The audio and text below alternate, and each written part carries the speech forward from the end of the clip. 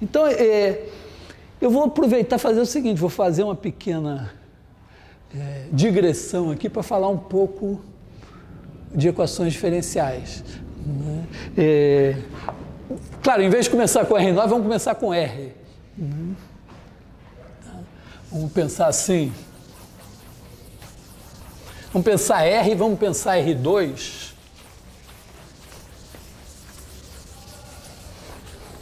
Então, isso daqui, em vez de pensar dessa maneira, vamos pensar uma coisa assim, sei lá, y' de t igual a um certo a de t, y de t. Eu suponho isso, que você tem...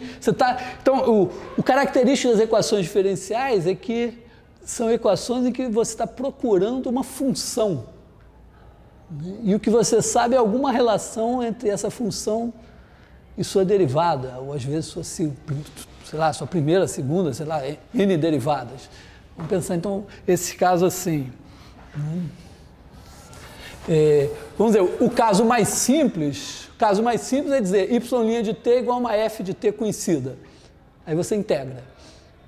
Então, integral é o caso mais simples de equações diferenciais. Né? Se você tiver y' de t igual a f de t, f dada, então você faz, digamos que você conheça y de t0 igual a y0, então o teorema fundamental do cálculo diz o seguinte, né? Que você faz y de t igual a y de t0 mais integral de t0 a t de f. Vamos botar uma variávelzinha aqui, f de tal. Tal não, né? Sei lá. F de s ds. Então, essa função aqui tem como derivada f. Só que em t0 ela vale zero. Aí você soma o y de t0 e pronto. Então, tipicamente, se você tem isso daqui, você sabe a solução. Bom, segundo caso simples seria y' de t igual a y de t. A é um número fixo. Tem uma primeira maneira de fazer isso roubada, que é divide por y. Então você fica com y' sobre y igual a A. Isso é a derivada do logaritmo. Vamos, em vez de botar o logaritmo do módulo, vamos supor que está tudo bem. Então vamos dizer assim que o logaritmo de y' é igual a A. Então o logaritmo de y igual a t mais um certo b, então y igual a e elevado a t mais b, que é igual a uma certa constante, tá? Porque e elevado a b a gente chama de c.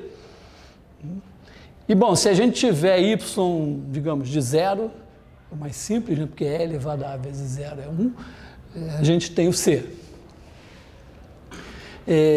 Uma maneira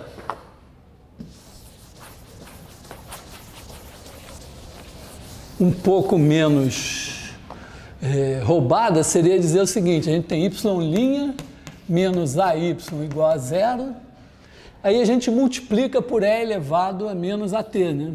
E elevado a menos AT, y' menos A, E elevado a menos AT, y é igual a zero. Tirei da cartola, mas tirei da cartola com essa experiência aqui. Agora, isso aqui é a derivada de E elevado a menos AT vezes Y.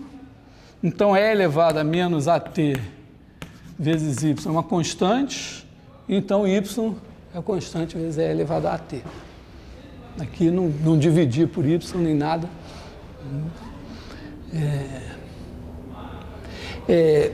Bom, só um pequeno comentário, né? Isso aqui é um modelo talvez mais simples de taxa de juros, de crescimento de populações, de bactérias, de decaimento radioativo. Quer dizer, é alguma coisa que aumenta proporcionalmente ao que você já tem, né? Quer dizer, se você ganha uma percentagem do que você já tem. Então, é como dizer, a taxa de variação é alguma coisa vezes o que você tem. Bom, o terceiro caso seria esse aqui, né? Y' de t igual a de t, y de t. Aí, usando essa ideia que eu acabei de apagar, a gente pode fazer o seguinte, cria um azão de t, uma primitiva. Vamos pensar assim que isso está em R e tal, tudo tranquilo. Então, A de t, você pega um A de t tal que a linha de t igual a de t, uma primitiva de A. E aí multiplica. Então, você faz isso daqui, você multiplica, passa isso para cá, né? Você tem y' de t menos A de t, y de t igual a 0, multiplica por E elevado a azão de t. Aliás, aqui é menos A, né? Para ficar mais certo. Você pega uma primitiva de menos A. E isso daqui é a derivada de E elevado a t vezes y de t. Quando você deriva esse, dá esse vezes a derivada desse, mais a derivada desse, que é isso daqui, vezes esse. Então, isso daqui é igual a 0. Então, você vai ter E elevado a de t, y de t, igual a uma constante, e aí você resolve. Bom,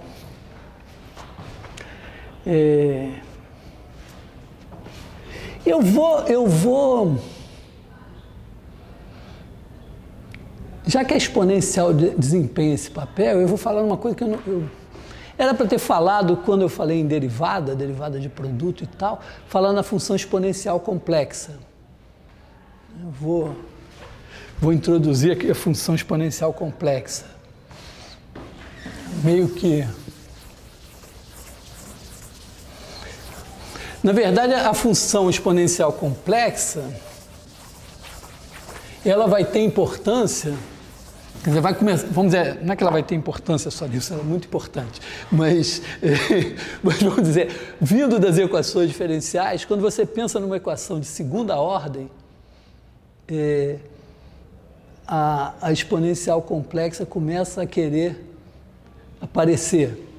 Vou explicar um pouco. Imagina que a gente tem uma equação assim, y duas linhas de t, mais, vou botar aqui b, y' de t, mais c, y de t, vou botar assim igual a 0. Se a gente introduzir uma notação meio álgebra linear, chamar a derivada de d, isso aqui seria d2y mais b dy mais cy igual a 0. Esse aqui é o operador segunda derivada, operador multiplicar por c. Então, isso aqui você pode escrever assim, d2 mais bd mais c igual a 0. E, com sorte, isso aqui é uma coisa do segundo grau, né? Isso aqui pode ser que se escreva assim, né? D menos R1, D menos R2, Y igual a 0. O legal é o seguinte, se você fizer a conta, dá direitinho. Sei lá, vamos pegar um exemplo, sei lá, pega aqui, Y duas linhas, mais 3y' menos 2y igual a 0. Ou vamos botar menos... deixa assim. Então, isso aqui você pode escrever assim, né? Isso aqui é D2 mais 3D menos 2 y igual a 0. Isso daqui você pode escrever como D menos... Escrevi errado aqui, não? Eu pensei uma coisa e fiz outra, né? Vou botar um menos aqui, um mais aqui, acho que é melhor, né? Está aqui menos, então D menos 2, D menos 1y igual a 0. Isso daqui, ó, se você fizer essa conta pensando assim, eu faço isso daqui, então isso aqui é D menos 2 em y' menos y igual a 0. Isso é a mesma coisa que fazer a derivada disso. Então, isso é y duas linhas menos y', menos 2y' mais 2y igual a 0, que é isso aqui. Quer dizer, você pode operar, pensar isso aqui como... na verdade, isso aqui é uma transformação linear que você escreveu como composta de duas transformações lineares. E aí você está dizendo, bom, então eu aplicar a composta em y é a mesma coisa que aplicar a primeira em y, depois aplicar a segunda no resultado. Bom, mas isso tem uma grande vantagem, que é a seguinte: se você chamar D menos R2 y, chamar isso aqui de Z, então esse negócio vira D menos R1 Z igual a 0.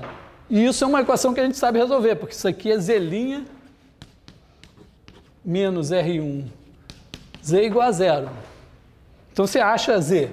E aí você fica com D menos R1, D menos R2 y igual a Z. Z é conhecida.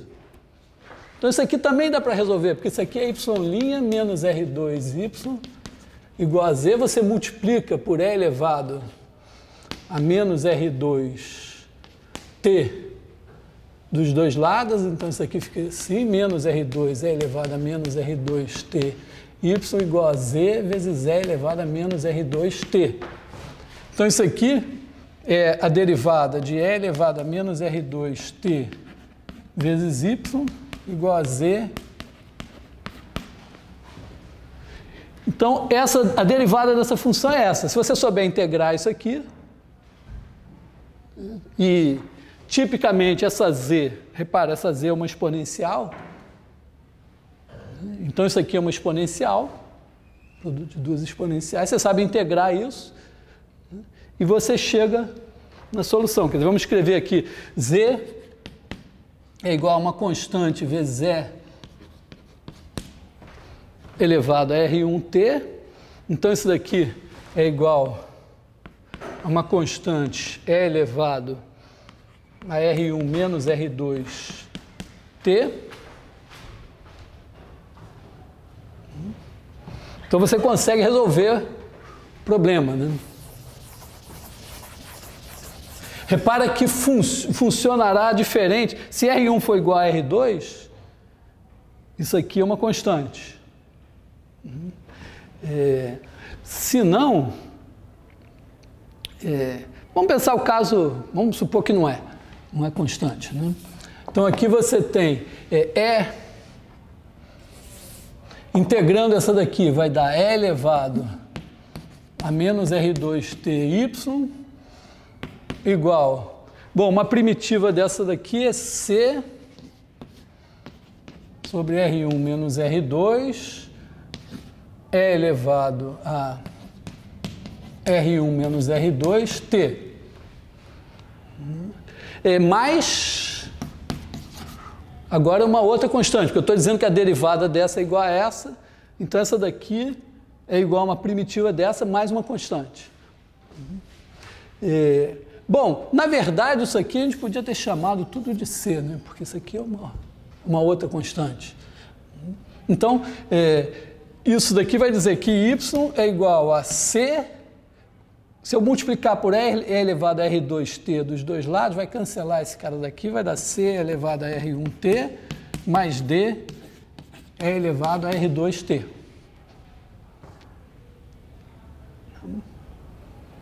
Então a gente consegue, mas dependeu, repara, dependeu de eu ter as raízes. E, obviamente, se as raízes forem complexas, isso aqui fica subjúdice. O caso das raízes serem reais e iguais é só lidar aqui com o caso constante. Bom, aí tem uma ideia, mas e se eu tiver uma exponencial complexa que eu possa fazer essa mesma... Se essa mesma conta valer com uma certa exponencial complexa, de repente, esse negócio vale em geral. Então, vou usar isso como uma espécie de motivação para a gente introduzir a exponencial complexa.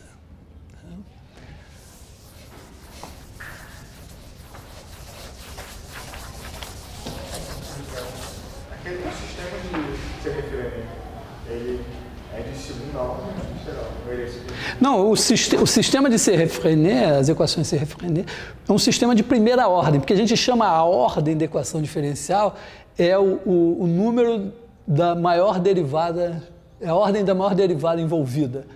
Então, tipicamente, nossa cabeça assim trabalha muito pensando em equações de primeira ordem e de segunda ordem.